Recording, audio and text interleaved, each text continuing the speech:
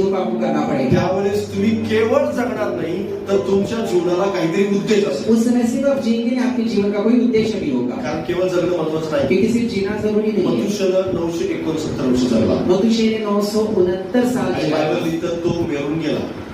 Bible सांगतं की तो मरून गेला। पवित्र शास्त्र कहते उसके बाद वो मर गया। पण बायबल हनोकाविषयी काय म्हणतं माहिती आहे? पवित्र शास्त्र हनोक के बारे में क्या कहता की है? तो देवाबरोबर चालला। वो परमेश्वर के साथ हालेलुया, हालेलुया, हालेलुया। हालेलुया। तो देवाबरोबर चालला। वो परमेश्वर के साथ त्याच्यानंतर तो नव्हता, उसके बाद वो नहीं थे, कारण त्याला देवाने नेलं। क्योंकि परमेश्वर ने उन्हें उठा लिया। हालेलुया। हालेलुया।